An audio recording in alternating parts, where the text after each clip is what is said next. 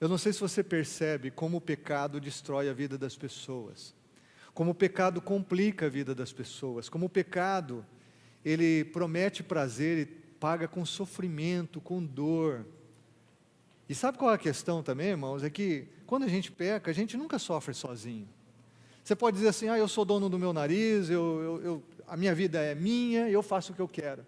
Só que você nunca vai sofrer sozinho. Você sempre vai levar outras pessoas a sofrerem com você. Gente que ama você, gente que está perto de você, às vezes gente longe de você. O motorista que bebe, se alcooliza e vem dirigir na madrugada e atravessa e bate num carro, atravessa o sinal vermelho, às vezes ele nem conhece as pessoas, mas o pecado dele vai fazer outra família sofrer, muita gente sofrer. É assim. Pecado a gente não sofre sozinho. Por que eu estou dizendo isso? Porque um relacionamento que poderia ser bênção para a Ana Adelaide, para ela e seu esposo, se tornou um relacionamento extremamente destrutivo, trágico, por conta do pecado. É assim na minha vida e na sua vida também. Se nós deixamos o pecado entrar na nossa vida, ele sempre vai trazer destruição. O salário do pecado é sempre a morte, nunca mudou, não vai mudar. Eu estou dizendo isso para você porque viver com Jesus, você vê a diferença? Onde havia mágoa, ressentimento, guerra, conflito, existe paz, existe sonho, existe esperança, existe vida, existe perdão. Por que é que nós teimamos tanto em viver a nossa própria vida, quando nós podemos viver a vida de Cristo, que é muito melhor? Jesus disse assim, se você amar a sua própria vida, você pode ganhar o mundo todo, mas o que adianta se você perder a sua alma? E a gente perde a alma para o pecado, a gente vende a alma para o diabo, a gente vende a alma para esse mundo, ao invés de caminhar com Jesus, que é uma vida extraordinária, irmão, extraordinária. Extraordinária. Eu estava tomando um cafezinho com a Andréia, sexta-feira, final de tarde, e olhando para a Andréia e falando assim, amor, a nossa vida é boa demais, a nossa vida é tão abençoada. E a gente olhou um para o outro, e a gente ali com o coração cheio de gratidão, a gente falou, e a gente sabe a razão de tudo isso, porque um dia Jesus entrou na minha vida, e um dia Jesus entrou na sua vida, e como a gente tem vivido junto com Jesus, essa é a nossa vida, irmãos, essa é a nossa vida, simples, mas profundamente abençoada, porque conviver com Jesus é a melhor vida possível. Por que é que eu e você traçamos planos enganosos? Por que a gente quer fazer o plano do nosso jeito? Por que a gente quer encurtar caminho? Por que a gente quer um atalho para a felicidade? Não existe atalhos. Nós fomos criados para Deus e por Deus. É caminhando com Ele que nós vivemos de verdade. Não deixe seu coração se enganar. A gente namorar do jeito de Jesus é o melhor jeito de namorar, não é o jeito de namorar do mundo. Não é o jeito de namorar do Instagram, é o jeito de namorar de Jesus, um namoro santo, puro, em que a gente respeita a pessoa, valoriza a pessoa. Se eu e o André temos vivido bem aqui, é porque nós construímos desde lá quando nos conhecemos.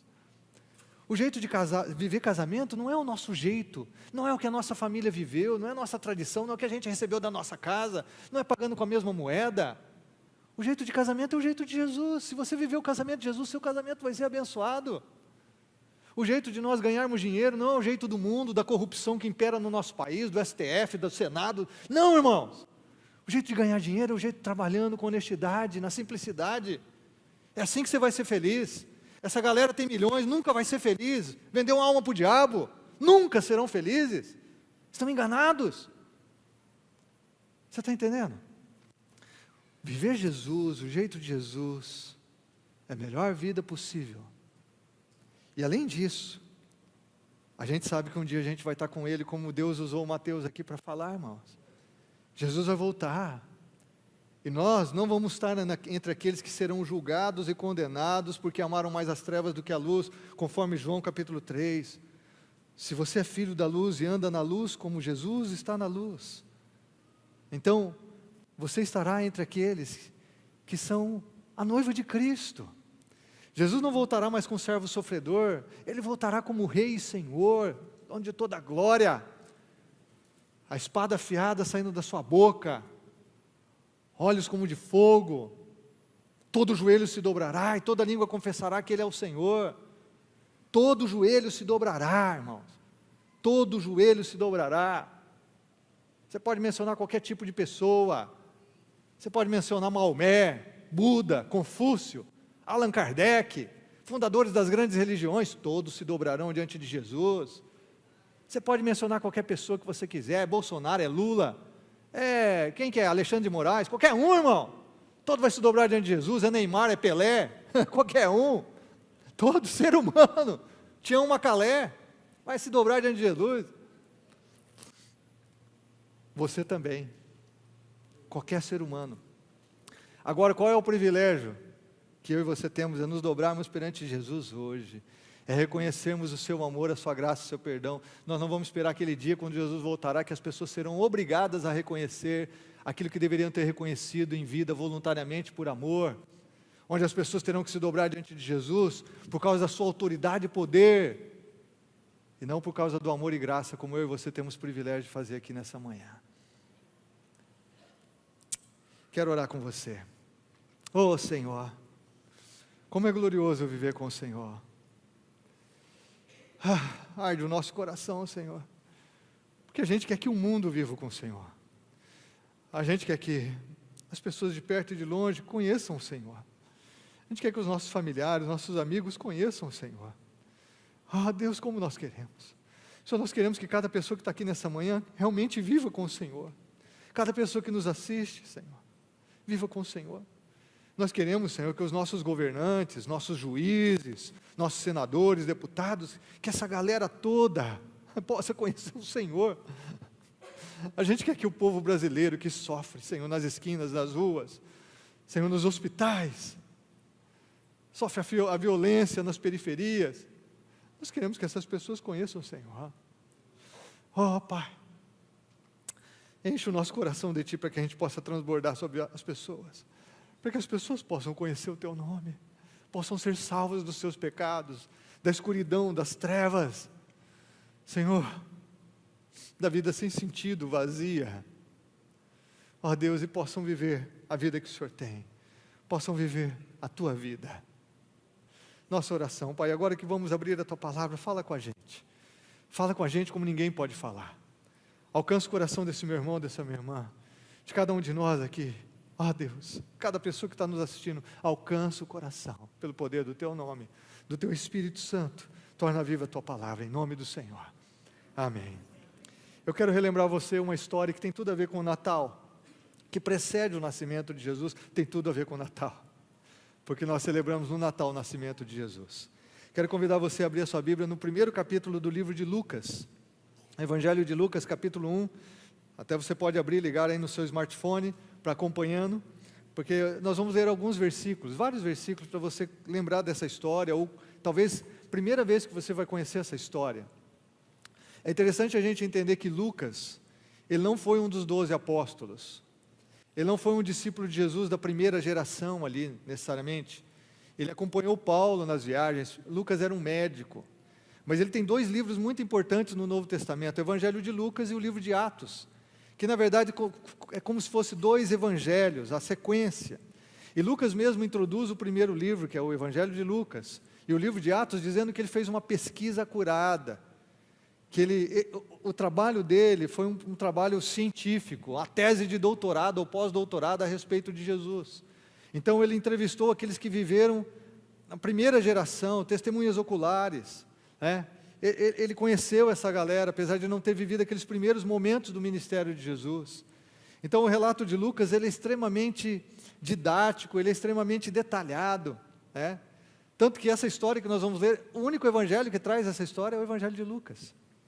Então Lucas fez um trabalho extraordinário, que atravessa os séculos, e é extraordinário no reino de Deus e para esse mundo. Olha o que diz o verso 5.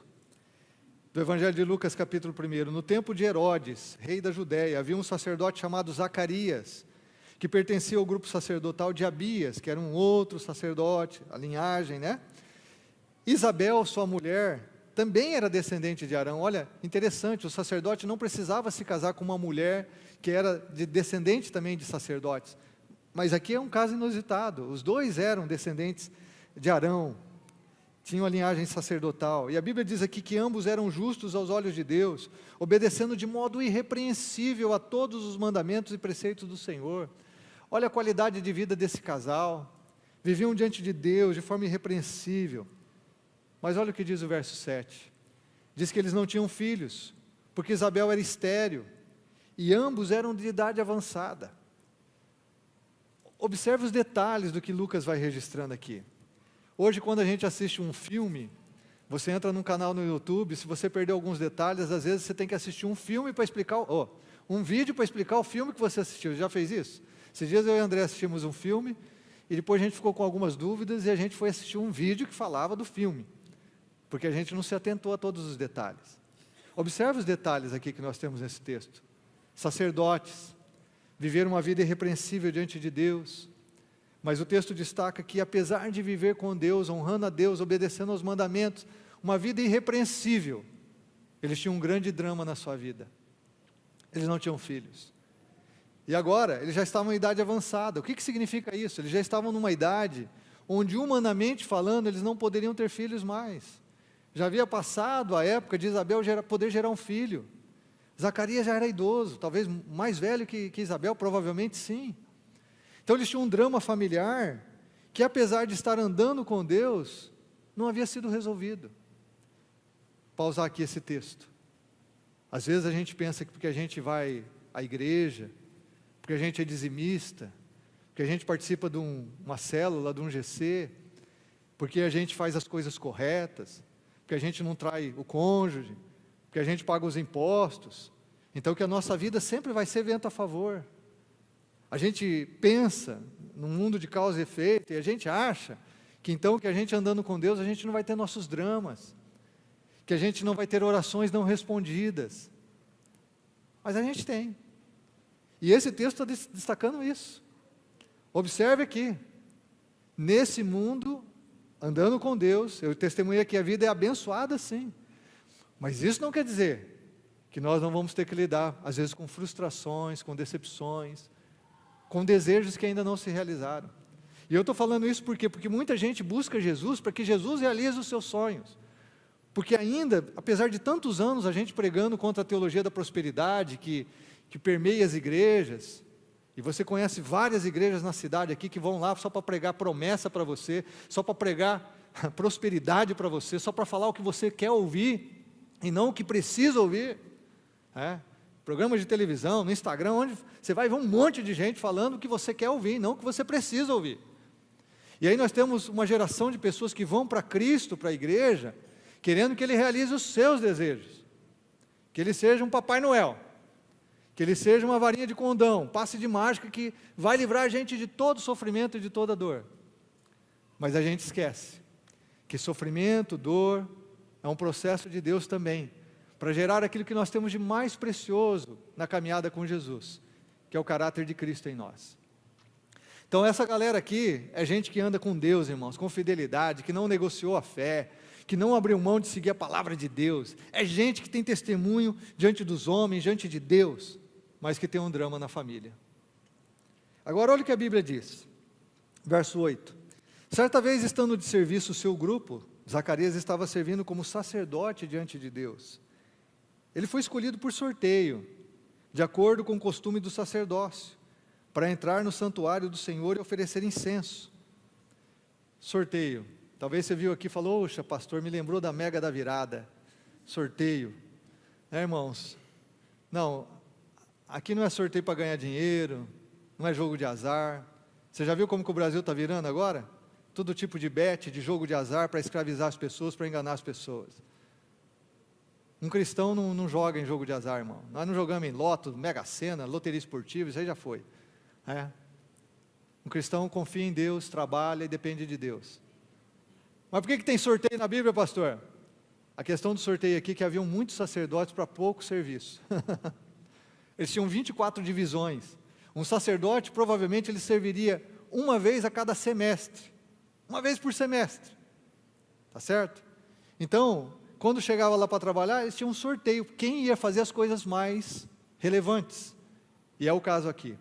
Provavelmente, foi a única vez que Zacarias, em toda a sua vida, foi lá para queimar incenso.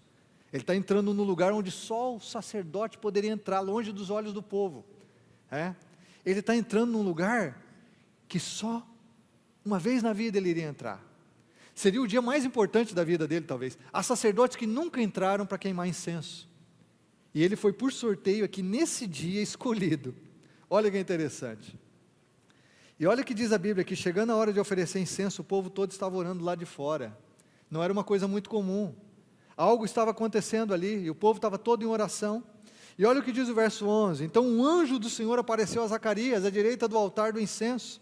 E quando Zacarias o viu, perturbou-se e foi dominado pelo medo. Mas o anjo lhe disse, não tenha medo. Essa expressão tem na Bíblia cerca de 365 vezes. Uma para cada dia do ano. Não tenha medo, não tenha medo, não tenha medo. O mandamento mais pronunciado por Jesus foi esse. Não tenha medo. Não tenha medo de caminhar comigo, não tenha medo de confiar em mim, não tenha medo de andar na minha vontade, não tenha medo. O anjo faz questão de dizer, não tenha medo. Olha a frase do anjo, Zacarias, a sua oração foi ouvida. Sua oração foi ouvida. Isabel, sua mulher, lhe dará um filho, e você lhe dará o nome de João. Deixa eu parar por aqui. Que tipo de oração que Zacarias fazia? Claro que nós vamos inferir pelo texto, pela sua história de vida, pelo drama familiar, que eles oravam por um filho, sim. Mas provavelmente eles também oravam pela salvação de Israel. Eles estavam num período de muitas coisas acontecendo, e havia ali um anseio, aguardando a vinda do Messias. Eles oravam pela salvação de Israel, com certeza um sacerdote orava por Israel, pela nação, pela vinda do Messias. Então nessa resposta que nós temos aqui, nós temos duas coisas acontecendo. Nós temos uma menor, que é um drama familiar sendo atendido, que é uma mulher que não podia ter filhos, gerando filhos. E nós temos uma muito maior, que é o anseio da redenção de Israel, da vinda do Messias acontecendo também. Porque Deus, Ele trabalha no particular da nossa vida, enquanto Ele realiza o seu grande propósito no mundo. Só Deus pode fazer isso. Você está entendendo o que eu estou falando aqui? Deus trabalha realizando o seu propósito soberano neste mundo, ao mesmo tempo em que Ele trabalha nas particularidades da nossa vida, e só Deus pode realizar isso. É isso que Deus está fazendo aqui. É isso que Deus está fazendo aqui. O nome dele seria João, irmãos. Olha a expressão, não tenha medo, a sua oração foi ouvida.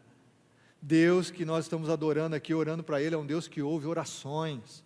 É um Deus que ouve orações. Verso 14, Ele será motivo de prazer e de alegria para você. Muitos se alegrarão por causa do nascimento dele, pois será grande aos olhos do Senhor. Olha a expressão, você vai ter um filho e ele vai ser grande aos olhos do Senhor. Ele nunca tomará vinho nem bebida fermentada e será cheio do Espírito, desde antes do seu nascimento. Olha as expressões, seu filho será grande aos olhos do Senhor. Sabe o que Jesus disse de João Batista? Você lembra o que Jesus disse a respeito dele no Evangelho? Jesus diz assim, entre os nascidos de mulher, não teve ninguém maior do que João Batista. E João Batista é o cara que diz assim, Senhor, importa que ele cresça e que eu diminua, se referindo a Jesus. Ele diz assim, eu não sou o noivo, eu sou amigo do noivo, eu não sou digno de desatar as alparcas dos seus pés, as sandálias dos seus pés, eu não sou digno, importa que ele cresça e eu diminua. E Jesus diz assim, esse cara aqui é o maior entre os nascidos de mulher, será grande. Mas olha que é interessante, Lucas destaca aqui também que ele seria cheio do Espírito desde antes do seu nascimento, no ventre da sua mãe. Se você conhece um pouquinho a história bíblica, você sabe que Maria, mãe de Jesus, vai visitar Isabel. E que quando ela é saudada, que o bebê no ventre de Isabel, ele se manifesta. João Batista. E Isabel fica cheia do Espírito Santo e faz um pronunciamento, uma oração, uma adoração lindíssima que você pode ler aqui no Evangelho. Lucas, ele vai enfatizar em todo o tempo a ação do Espírito Santo no Evangelho e no livro de Atos. O reino de Deus só é estabelecido nesse mundo através do enchimento do Espírito, da presença do Espírito Santo, irmãos. É por isso que eu e você precisamos andar cheios do Espírito, vivemos cheios do Espírito, porque é pelo Espírito Santo que a obra de Deus acontece em nós e através de nós. E muitas vezes nós pedimos tantas coisas, mas não pedimos que o Espírito Santo se renove em nós, encha o nosso coração. Para pensar, será que nesse final de ano você fez um dia uma oração assim, Senhor, me dá a plenitude do Teu Espírito Santo, Enche-me do teu Espírito Santo, inunda meu coração da tua presença, transborda em mim. Você fez essa oração? Olha o que diz o verso 16. João Batista, o João aqui, fará retornar muitos dentre o povo de Israel ao Senhor, o seu Deus. Ele vai ser um canal de gente que vai voltar para Deus. E irá diante do Senhor no espírito e no poder de Elias, que é um outro profeta do Velho Testamento, e que na conexão com o Evangelho entende-se que Elias iria vir antes do Messias. E João Batista é o Elias que iria vir, para fazer voltar o coração dos pais a seus filhos e os desobedientes à sabedoria dos justos, para deixar um povo preparado para o Senhor. Ele é aquele que veio preparar o caminho para Jesus. Agora olha que interessante essa expressão que também está em Malaquias, voltar o coração dos pais a seus filhos. A gente não sabe exatamente o que isso quer dizer aqui, nenhum comentarista sabe exatamente, mas nós podemos entender, irmãos, que quando Deus entra no coração de um pai, quando Deus entra no coração da mãe, dos pais, isso gera proteção aos filhos, isso gera amor, isso gera segurança, isso gera provisão. Nós estamos numa geração onde pais esquecem dos seus filhos, onde pais terceirizam a educação dos seus filhos. Nós estamos numa geração onde os pais não zelam pelos seus filhos. É uma lástima, uma tragédia, o que nós vemos de maldade nesse mundo e de coisas tão terríveis acontecendo, muito por conta exatamente dessa desintegração familiar, onde os pais não têm o coração voltado para os seus filhos, mas os pais têm o coração voltado para si mesmos, pais egoístas, pais narcisistas.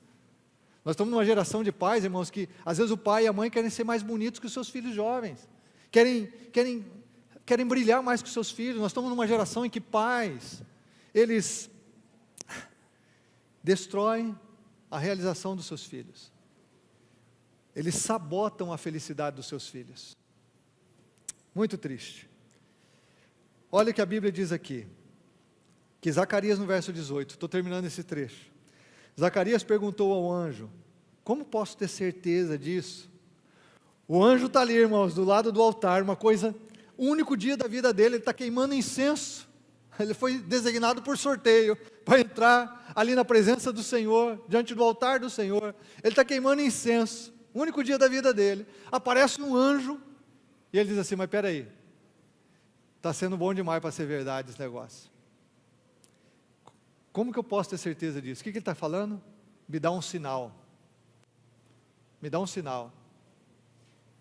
Deus começa a falar com você, e você começa a fazer como Zacarias, como Gideão. Me dá um sinal. Me dá um sinal. Olha o sinal que ele vai receber. Ele diz assim: eu sou velho, minha mulher é de idade avançada. Ele está num dia espetacular, o anjo diante dele, e ele está colocando empecilho. Agora, quem de nós pode condenar Zacarias aqui? Nós não podemos condenar. Humanamente era impossível mesmo, né? Mas olha o que acontece, o anjo responde, o anjo até se identifica, mostra o crachá para ele. O anjo diz assim: cara, eu sou Gabriel. Não é um anjo qualquer, eu sou o Gabriel. É o anjo que vai anunciar Jesus também. Eu sou o Gabriel. Olha o nome aqui no crachá. O que está sempre na presença de Deus. Eu fui enviado para transmitir essas boas novas, boas notícias. Agora você vai ficar mudo. Você não poderá falar até o dia em que isso acontecer, porque não acreditou em minhas palavras, que se cumprirão no tempo oportuno. Deus sempre tem o cumprimento dele no tempo oportuno, tempo apropriado, tempo certo. O sinal que Zacarias pediu não era bem esse, né, irmãos? Ele queria um sinal. Tá bom, você quer um sinal? Tá bom, você vai ficar mudo. Agora você imagina, o texto segue que Zacarias sai diante do altar de Deus e volta para o povo, e aí ele não tem mais voz, ele está mudo. Agora você imagina esse homem tentando explicar que um anjo apareceu para ele, por sinais, e que agora ele ia ter um filho. Você imagina, é uma coisa meio cômica, né? Deus tem um bom senso de humor, fala a verdade. A Bíblia mostra um Deus com um senso de humor extraordinário. A gente está nessa história aqui, que é totalmente humana, porque revela perplexidade, uma fé incompleta, ao mesmo tempo uma obstinada devoção ao dever, os propósitos da salvação de Deus, que avançam de forma drástica na vida das pessoas e sobre esse mundo. E quando nós temos aqui que esse filho haveria de nascer, esse filho está sendo cumprimento das promessas bíblicas, que falavam que Deus iria enviar alguém para preparar Israel para a visitação do Messias, do próprio Deus no futuro. Então, o texto diz que eles iriam ficar muito alegres com a boa notícia. Mas não é só uma alegria para eles, era uma alegria para o mundo todo, porque João iria preparar o caminho para o Messias, Eu fico pensando, irmãos, quantos de nós não estamos aqui nessa manhã, ou chegamos no final do ano, imaginando os sentimentos de Zacarias e Isabel, que eram fiéis a Deus nas mínimas coisas, irrepreensíveis, mas que não tinham uma grande realização na vida, que era ser mãe. A gente precisa entender que uma mulher sem filhos, no Velho Testamento, e nesse momento aqui da história de Israel, era uma mulher vista como amaldiçoada por Deus. Você imagina um sacerdote não podendo gerar filhos, porque era visto que a bênção de Deus promoveria muitos filhos numa família. Isso era bênção de Deus, sinal da bênção de Deus. Agora um sacerdote, ele ia ministrar diante do templo, diante do povo, e ele mesmo não tinha filhos. É quase como se ele não tivesse autoridade para estar ali, porque ele é sacerdote, mas ele não tem a bênção de Deus. Porque não ter filhos é como se a pessoa estivesse desconectada de Deus, cortada da comunhão com Deus. Às vezes eu olho pessoas aqui na igreja, converso com as pessoas, e as pessoas sentem assim: eu sei que Deus me ama, mas por causa disso que acontece na minha casa, talvez Ele não possa me abençoar, ou Ele não possa me usar. Olha que coisa, muitas vezes temos sentimentos assim: porque o meu marido ainda não é convertido, minha esposa não é convertida, talvez Deus não possa me usar. Porque eu estou tendo um problema com os meus filhos, Deus não possa me usar. Não. Nós vemos aqui um sacerdote, que aos olhos da sociedade, aos olhos da cultura, da religiosidade, era visto como alguém desconectado com Deus, mas que se manteve fiel servindo a Deus por toda a sua vida, se manteve confiando nas promessas de Deus, confiando nas promessas de Deus. E como eu costumo dizer aqui para a galera, eu falo assim: Deus, Ele demora para fazer as coisas de repente. Deus demora para fazer as coisas de repente, porque Deus demorou a vida de Zacarias, para num dia falar assim: cara, vai acontecer tudo agora. Deus demora a fazer as coisas de repente, mas não desista. Eu quero tirar aqui algumas lições com você, porque quando Isabel viu uma mãe com filhos, com certeza, ela tinha que enfrentar o seu drama de novo. Ela tinha que enfrentar o seu drama. Mas eu quero, nessa atitude aqui, na verdade nessa história, conectar talvez com pessoas que estejam presas a situações há algum tempo. Talvez você esteja preso a uma situação há algum tempo, como Zacarias e Isabel estiveram presos a uma situação por anos, talvez 30, 40 anos, eles estavam presos em um drama familiar de não ter filhos. O que a gente pode tirar de lições aqui nessa história, que são importantes para o nosso dia a dia, para o propósito de Deus na nossa vida? Quero tirar 3 coisas com você. Primeiro, não é tão tarde. Não é tão tarde. Você pode repetir comigo essa pequena frase? Não é tão tarde. Não é tão tarde. Às vezes a gente acha que o tempo passou. Às vezes eu converso com pessoas mais idosas, falam assim: eu acho que o meu tempo de ser feliz já foi. Se fosse quando eu fosse jovem, se fosse isso, se fosse aquilo. Não é tão tarde, não é tão tarde. Você acha que Zacarias e Isabel não tinham exatamente esse sentimento? É por isso que ele fala para o anjo. Ele fala: mas peraí, como isso vai ser possível? Nós já somos de idade avançada. Ou seja, como se ele estivesse dizendo assim: tudo bem, você é um anjo, mas eu quero dizer que nós já passamos do tempo. Já é tarde para nós. Já foi a nossa época. Já passou. É isso que Zacarias estava dizendo para o anjo Gabriel. Mas a mensagem da Bíblia, muitas e muitas vezes, irmãos, repetidamente não é tão tarde. Não é tão tarde. Se você está preso numa situação na sua vida que não foi vencida, se você está preso em algo diante de Deus, um drama que ainda não foi tratado, não é tão tarde. Não é tão tarde. Não é tão tarde. Porque quando nós pensamos que já é tarde, nós desistimos dos nossos sonhos, nós desistimos dos nossos anseios, nós desistimos dos sonhos de Deus para a nossa vida, e nós não podemos desistir. E aqui, mais uma vez, eu ressalto o exemplo de um Zacarias e de uma Isabel, que mesmo não tendo a realização do seu sonho, mesmo achando que o tempo da realização do sonho havia passado, eles ainda se mantiveram fiéis ao Senhor por toda a sua vida. Sabe qual é o significado do nome de Zacarias? Zacarias significa o Senhor se lembrou. É muito significativo isso. Os nomes na Bíblia. O Senhor se lembrou. Talvez você esteja aqui em desistência. Você já desistiu de ter um bom casamento. Você fala assim, já passou. O negócio é acostumar com esse casamento meia boca mesmo, que já desisti de ser feliz. Talvez você esteja aqui e já desistiu de ser um bom exemplo para os seus filhos, porque você já errou na sua vida, e o diabo fica acusando você que você nunca vai ser um bom exemplo para os seus filhos. Você já desistiu de ser referencial para os seus filhos. Você acha que não tem jeito? Nunca é tarde. Não é tão tarde. Não é tão tarde para você ter um bom casamento, mesmo que você já esteja 35 anos casado com a mesma mulher, com o mesmo homem. Não é tão tarde. Não é tão tarde para você ser um exemplo para os seus filhos, mesmo que você já tenha estragado muita coisa na sua vida e feito muita burrada e tomado decisões erradas que os feriram. Não é tarde para você ser exemplo para os seus filhos. Não é tarde. Não é tarde para você andar com Jesus e oferecer o seu melhor a Ele. Não é tarde. Não é tarde. Não é tarde você seguir o sonho que Deus colocou em seu coração e que deve realmente sempre ser renovado dentro de você. Não é tarde. Não é tão tarde. Talvez Zacarias não viveu tudo que ele queria viver, ou tinha idealizado, ou tinha como expectativa. Mas olha, Deus diz aqui, o teu filho será grande.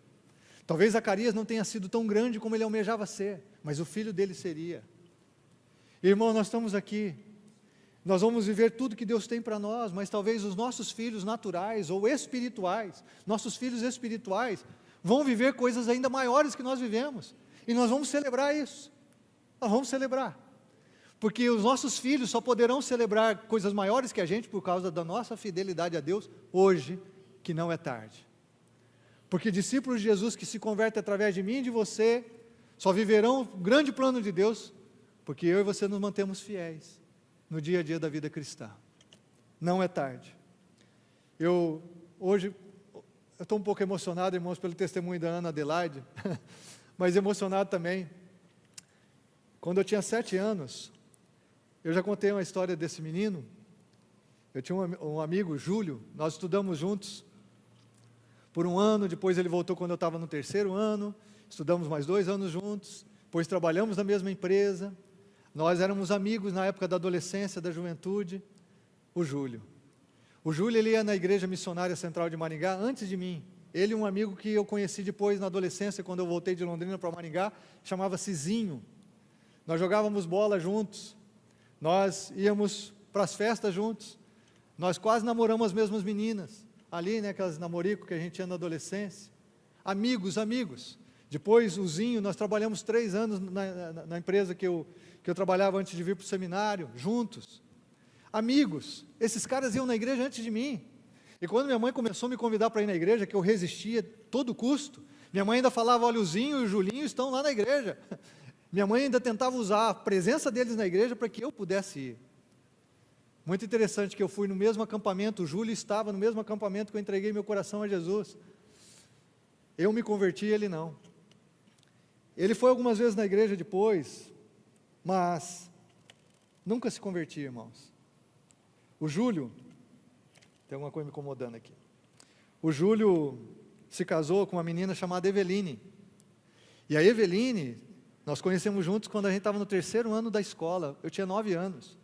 Na nossa adolescência, ela era a nossa vizinha, a menina que foi virando moça, foi ficando muito bonita, e o Júlio sempre foi apaixonado por ela, desde assim, né, daquele período de adolescência. Ele falava, não, um dia eu vou casar com a Eveline, eu vou casar com a Eveline. Eu me lembro de uma festa assim, que a gente era jovem ali, 17, 18 anos, e o Júlio pediu ela em namoro na frente de todo mundo, se ajoelhou no meio da festa, e fez votos para ela, e não é que o Júlio acabou casando com a Eveline? E eles se casaram. E eles passaram por muitos bocados. O Júlio, em alguns momentos, ele se envolveu com álcool, bebida, Ele tinha ido na igreja um período, depois parou de novo. Eu me lembro de ter tido algumas conversas com o Júlio, falando de Jesus para ele. O Júlio está na minha listinha de oração, irmãos. Desde a primeira lista que eu fiz de orar pela conversão das pessoas, a primeira lista, o nome dele está lá. E eu confesso que por muitos anos eu deixei de orar pelo Júlio. Mas, irmãos, há acho que 2 ou 3 semanas, o Júlio e a Eveline, eles se batizaram. Eles renderam de fato o coração a Jesus. E sabe quem os levou para a igreja? O Zinho.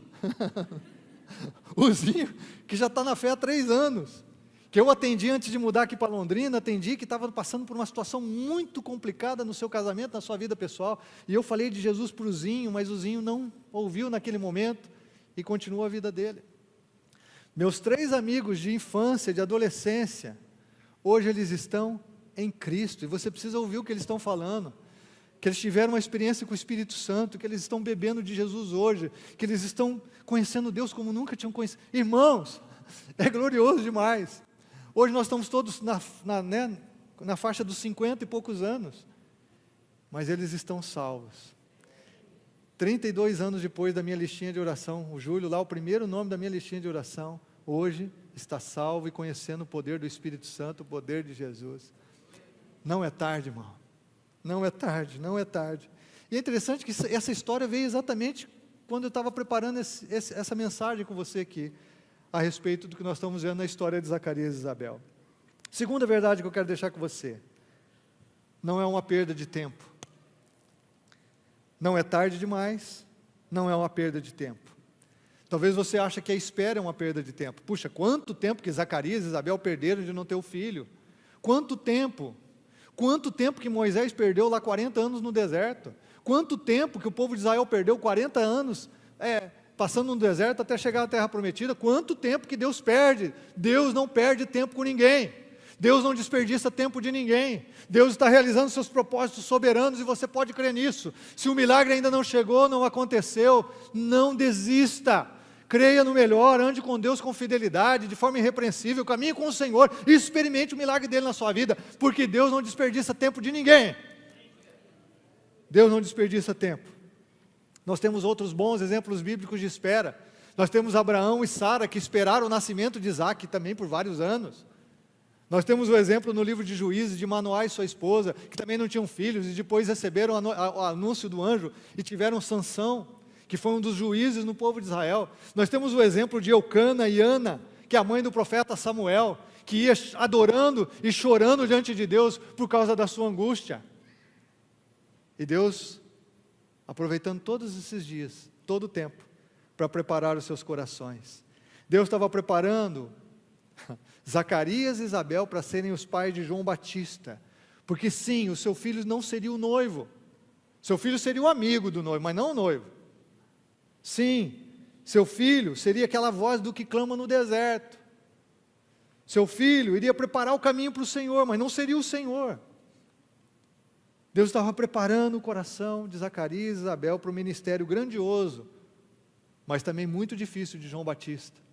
Se você conhece a história, que viveu no deserto, comia mel silvestre e gafanhotos. Um homem que viveu alheio à sociedade, que foi poderosamente usado por Deus e que também morreu de pena de morte. Morreu assassinado, como Jesus. Muitas coisas que você vê em João Batista estão também acontecendo na vida de Jesus, seu primo, de carne. Deus estava preparando. Deus usa a estação da espera, irmãos, como uma estação de preparo. Ele não está desperdiçando o seu tempo.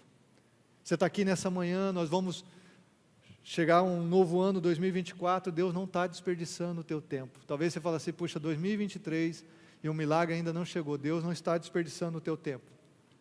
N.T. Wright, ele diz assim, Deus costuma trabalhar por meio de pessoas comuns, que estão fazendo o que elas normalmente fazem, pessoas que em um misto de fé pela metade e devoção, estão se preparando para tudo que Deus tem em mente. E foi isso que Zacarias viveu. Eu quero que você guarde essa frase no seu coração.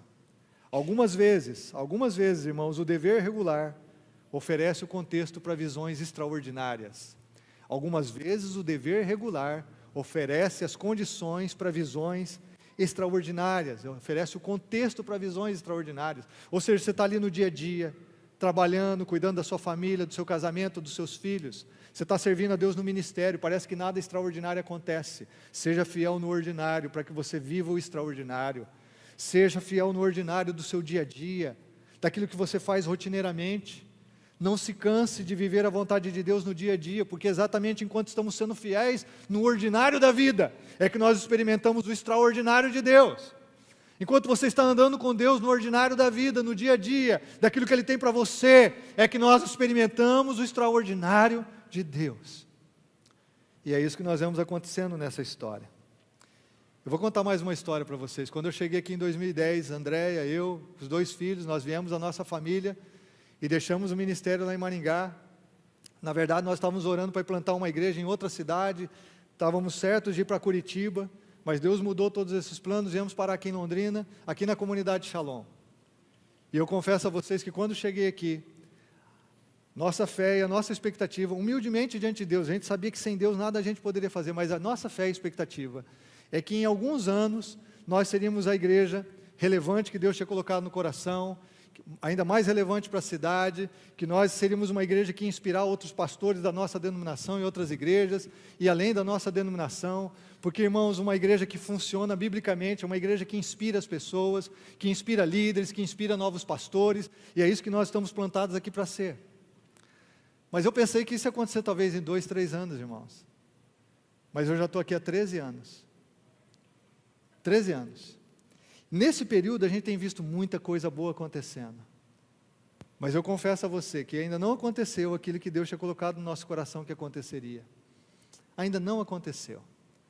Mas eu quero dizer para você que Deus nesses 13 anos sempre renovou no meu coração o fato de que nós ainda seremos uma igreja ainda mais relevante para essa cidade e que nós ainda vamos inspirar muitos outros pastores e igrejas da nossa denominação, que é uma denominação pequena e que precisa muito de igrejas que funcionem biblicamente, que realmente ganhem muitas vidas para Jesus e que nós vamos impactar muitos outros pastores e líderes no reino de Deus. Eu ainda creio nisso. Eu estou há 13 anos aqui, mas eu ainda creio. Ainda me sinto menino, apesar de já estar com 52 anos, irmãos. E eu creio. Sabe por que eu creio? Porque eu tenho visto os sinais de Deus. Mas tem uma coisa que eu quero destacar. Porque Deus vem nos preparando. Se Deus tivesse feito aquilo que eu sonhava lá em 2013, 2014, talvez eu iria pensar que era eu. Deus não queria isso. Agora, sabe como eu penso? Não tinha isso no meu coração consciente, mas talvez isso inconsciente, Deus conhece o coração. Mas sabe como eu penso? Eu tenho certeza que Deus não vai fazer isso por causa de mim, nem da minha família, nem dos pastores que estão aqui. Deus vai fazer isso por causa de nós, seu povo, a sua igreja. E porque nós estamos aqui, irmãos, com muita humildade, mas diante de Deus, para honrar o Senhor e pregar o Evangelho de Jesus, amando as pessoas e podendo ser canais dele. Esse é o nosso sonho. Nós não temos outra razão de ser igreja aqui, irmãos, a não ser levar pessoas para Cristo de todas as formas possíveis. Nós não temos a razão de ser igreja aqui, irmãos, se não for marcar a vida de adolescentes, de jovens, de crianças para Jesus. Não for, irmãos, a gente preparar o caminho para a volta de Jesus, nosso Senhor. Nós estamos aqui. E eu creio, irmãos, que Deus tem nos dado tantos sinais de que Deus tem nos preparado. De que Deus está nos preparando mesmo para a grande colheita que Ele vai enviar. E isso vai acontecer não é por causa de mim, isso vai acontecer por causa de nós. Porque aqui tem um grupo de pessoas que tem sido fiel a Deus, tem um grupo de pessoas que amam as pessoas, tem um grupo de pessoas que tem prazer em servir, porque tem aqui um grupo de pessoas, irmãos, que realmente depende do Senhor, tem um grupo de pessoas maravilhoso. Eu digo para os pastores, cara, pastorear a igreja Shalom é um privilégio para mim, é uma igreja extremamente abençoada, irmãos, extremamente abençoada. Eu tenho certeza do que Deus vai fazer, por isso eu estou falando aqui publicamente. Se prepara por aquilo que Deus vai fazer. Eu criei, por isso eu estou falando. É como Paulo disse para a igreja de Corinto, eu criei, por isso falei. É porque eu creio que eu estou falando para vocês. E você faz parte disso, porque se Deus trouxe você aqui, numa igreja que não se acomoda, apesar dos desafios, numa igreja que não vai ficar de braço cruzado enquanto as pessoas estão indo para o inferno, se Deus trouxe você aqui nessa comunidade, que realmente se importa com as pessoas, que está engajada no reino, que se preocupa com a salvação de quem ainda não conhece Jesus, é porque Deus vai usar você. Deus vai usar você. vai usar a gente, vai usar todos nós, para promover o reino dele nesse mundo, como tem feito em tantas partes do mundo, em tantos lugares, em tantas cidades, em tantas outras igrejas locais como nós somos. Porque Deus é glorificado, e isso inspira pessoas a crerem também em viver o melhor do Senhor. Eu quero destacar mais uma vez, que nós vamos ver coisas grandiosas, talvez mais os nossos filhos do que a gente, mas nós vamos ver, irmão, e nós vamos ver, e eu creio nisso de todo o meu coração. Meu último ponto é o seguinte: você não está aqui por acaso. Você pode ler comigo isso aqui? Vamos lá? Você não está aqui por acaso. Você não está aqui por acaso.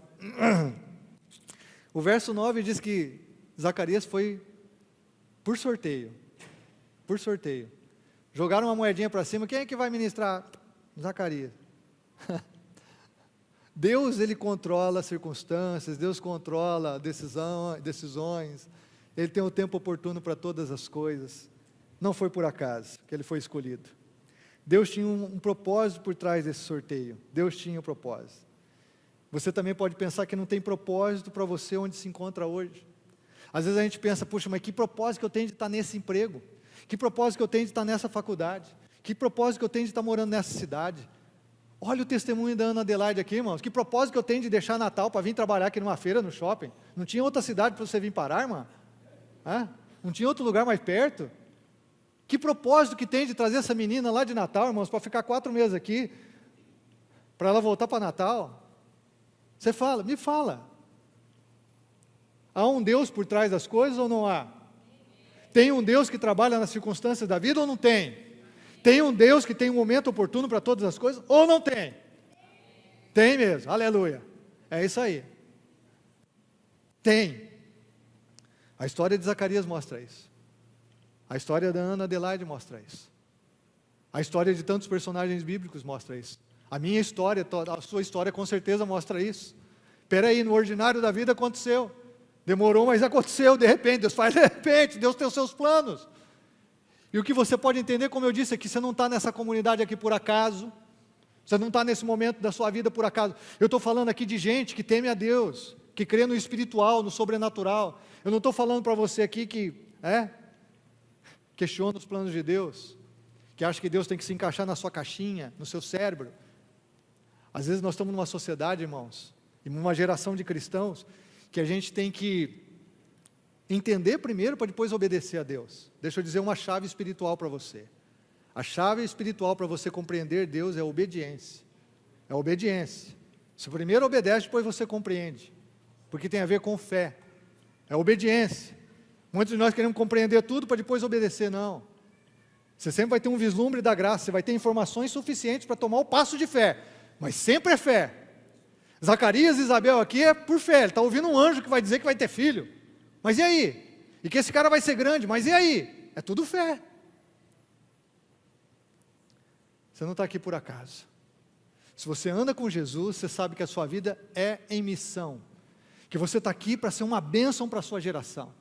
E por isso, mesmo que você esteja no ordinário do seu local de trabalho, no ordinário do seu casamento, da sua família, você não está ali por acaso. Deus está coordenando a sua vida. Se você anda com Jesus, Ele anda com você. Se você anda com Jesus, você vai entender que você está aqui em missão, cumprindo um propósito, que às vezes você pode não estar vendo, mas que você crê com os olhos da fé.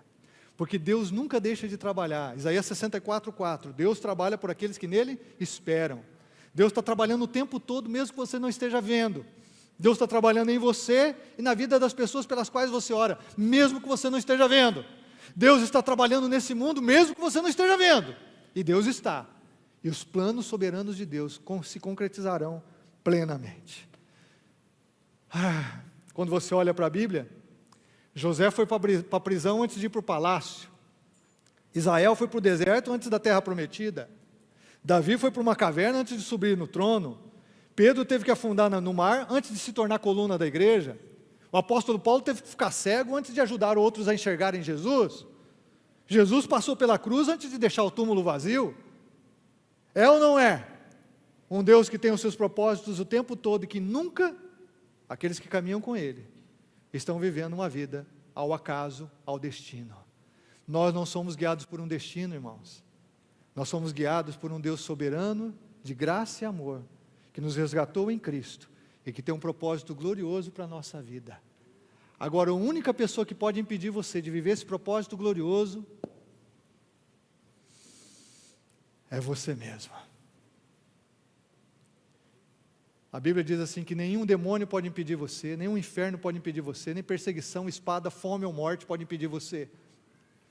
Nenhuma criatura na terra, no céu ou no inferno pode impedir você. Mas você pode impedir você. Na lista de Paulo em Romanos 8, a única coisa que não tem lá é o livre-arbítrio, é a tua vontade. E Jesus diz assim: se alguém quer vir após mim, negue-se a si mesmo, tome a sua cruz e siga-me. Feche os seus olhos, eu quero orar com você. Oh Senhor, nesse Natal glorioso que o Senhor tem nos dado, nesse momento tão espetacular que nós temos vivido como igreja, que temos visto milagres extraordinários, Senhor. Oh Deus, diante da Tua palavra que tem tantas lições preciosas, gloriosas para a gente. Oh Deus, eu oro a Ti, na minha própria vida, a vida dos meus filhos, da minha esposa, dos meus pais, dos meus irmãos, dos meus familiares, dos meus amigos. Eu oro que cada um se renda plenamente a Ti. Eu oro por cada membro dessa igreja, dessa comunidade tão abençoada que o Senhor nos tem dado a viver. Senhor, que cada um se renda plenamente ao Senhor. Eu oro por cada visitante que o Senhor tem trazido, ó Deus, nas últimas semanas, ó Deus, nesses dias. Eu oro por cada participante que tem vindo aqui, que ainda não se engajou na igreja, mas que o Senhor tem trazido aqui, Senhor. Ó Deus, que ninguém se perca, que todos sejam salvos pela Tua graça e possam viver, não, ó Deus, por uma obra de destino, do acaso, mas possam viver pelo Teu plano, possam viver pelo Teu amor, pelo Teu propósito, possam viver para viver a Tua vida, em missão aqui. Ó Deus, traz os corações de cada um ao Senhor. Eu oro, meu irmão, minha irmã, se você está aqui nessa manhã, você que está assistindo, se você não rendeu seu coração a Jesus, eu apelo em nome de Cristo, renda seu coração a Jesus, entregue-se a Ele. É a melhor vida possível nesse mundo. Não há nada como viver com propósito, com significado.